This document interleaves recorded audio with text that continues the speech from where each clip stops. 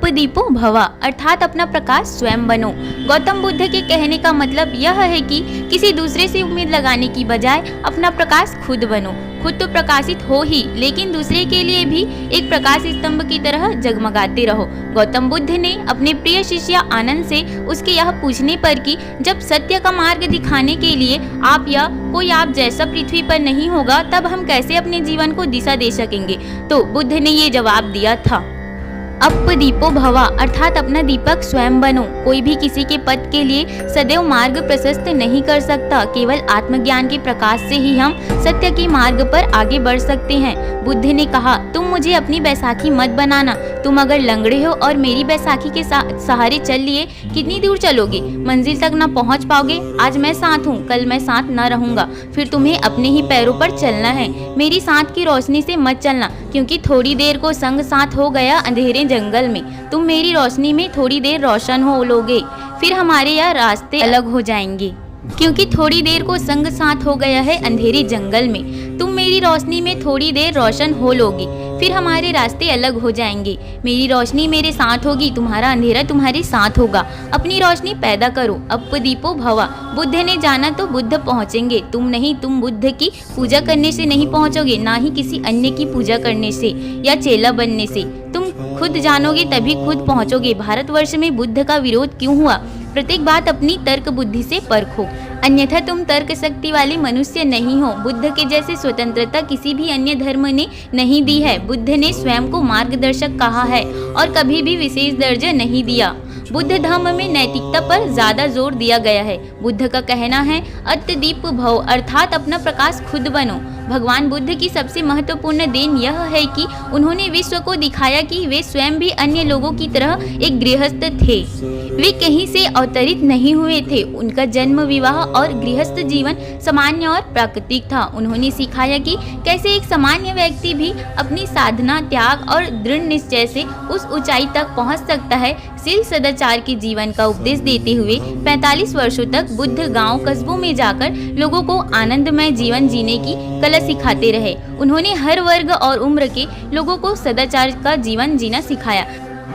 2023 शाक्य मुनि सम्यक संबुद्ध तथागत गौतम बुद्ध के जन्मोत्सव को हमारे देश सहित विश्व के अनेक देश भी इस उत्सव को मनाते हैं। वैशाख पूर्णिमा को त्रिगुण पूर्णिमा भी कहते हैं। देश के अनेक हिस्सों के साथ राजनांदगांव जिले में भी सम्यक संबुद्ध के जन्मोत्सव को यादगार और शांतिपूर्ण ढंग से मनाया। पूरे शहर के बुद्ध विहारों में बौद्ध अनुयायी द्वारा परित्राण पाठ किया गया। साथ ही बुद्ध के मार्गों में चलने के लिए संकल्पित होकर करुणा, प्रज्ञा और शील के मार्ग का अनुसरण करने के लिए प्रेरित भी किया।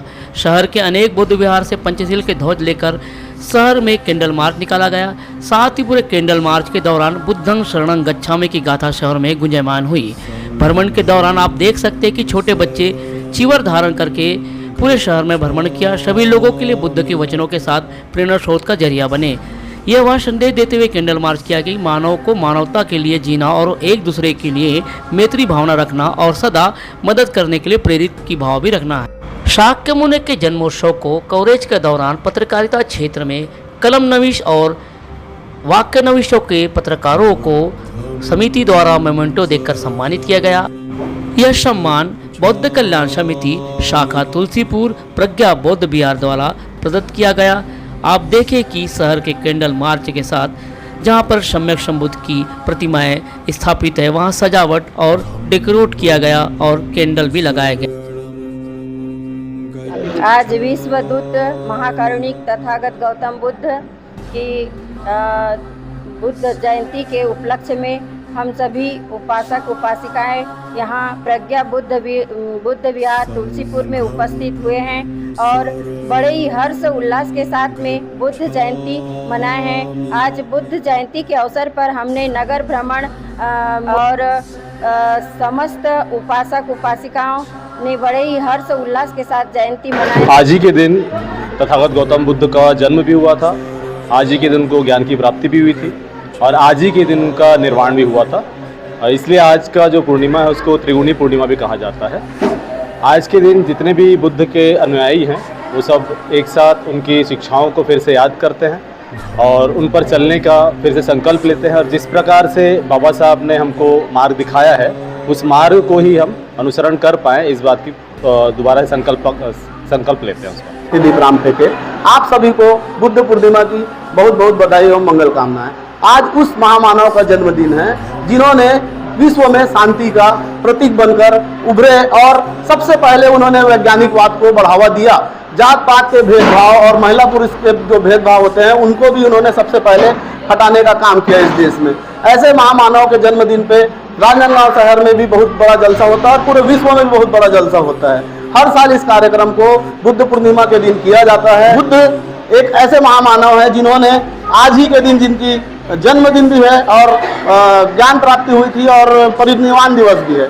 परिनिर्वाण से मतलब ये होता है कि जैसे आम आदमी जो होते हैं उनकी मृत्यु होती है, लेकिन बुद्ध है उनकी मृत्यु नहीं कहा जा सकता क्योंकि उन्होंने महापरिनिर्वाण किया था। इसका मतलब ये है कि उनके जो विचार हैं आज भी दुनिया में कायम है। कोई दीपक भवा मतलब अपने दीपक स्वयं बनो। गौतम बुद्ध ने कहा है कि किसी भी महाविद्वानों की बात को स्वीकार न करे बल्कि पहले उस बात को जांचे परखे तभी उस बात को स्वीकार करे। बुद्ध को लोग मानते हैं, उनको मानने से ज़्यादा उन्हें जानना जरूरी है। बुद्ध के साथ साथ और भी जो महान पुरुष इस भारत में जन्मे हैं, रविदास हैं, चाहे वो तेग बहादुर सिंह हो, चाहे और भी समाज सुधारक हुए जैसे कबीर दास हुए, लोग इन्हें मानते हैं, इन्हें जानते नहीं। मानने से ज़्यादा इन्हें जानना जरूरी है क्योंकि जब तक हम इन्हें जानेंगे नहीं, इनके विचारों को समझ नहीं पाएंगे। तो आज बुद्ध जयंती में मैं सभी से यह आग्रह करूंगा कि बुद्ध को मानने से ज़्यादा जानने पर विश्वास रखिए। जो बुरा समय बीत गया उसको याद नहीं करना चाहिए, भविष्य में सपने नहीं देखना चाहिए बल्कि वर्तमान में ध्यान केंद्रित करना चाहिए। आप सभी को बुद्ध पूर्णिमा की हार्दिक शुभकामनाएं। विश्व को युद्ध की नहीं बुद्ध की जरूरत है। बुद्ध के विचारों को अपनाकर भारत जैसे अनेक देशों ने विश्व में शांति कायम पाई है, इसलिए विश्व को युद्ध की नहीं बुद्ध की जरूरत है। और बुद्ध ने कहा है कि बुराई से बुराई कभी खत्म नहीं होती, घृणा को तो केवल प्रेम द्वारा ही समाप्त किया जा सकता है। यह एक अटूट सत्य है। ऐसे महामानव की जयंती पर बधाई। विश्व को युद्ध की नहीं, विश्व को बुद्ध की जरूरत है। यूं ही नहीं कहा गया। शांति दूत के तौर पर जब बुद्ध के विचार फैलने थे या फैलने का जो जरिया रहा तो अशोक सम्राट के काल में भी हुआ। अशोक सम्राट ने जहां युद्ध जीता लेकिन मन हार गए। जब वो मन हार गए तो बुद्ध की शरण में चले गए। वे शरण में तो गए ही, लेकिन अपने वंशजों को यानी अपने पौत्र पौत्रियों को भी उन्होंने शांति दूत के रूप में भेजा। तो उन्होंने श्रीलंका भी भेजा, अपनी बेटी को और अपने बेटे को संघमित्रा को भी भेजा और महेंद्र को भेजा। तो इसीलिए कहते हैं कि विश्व के युद्ध नहीं, विश्व की बुद्ध की जरूरत है।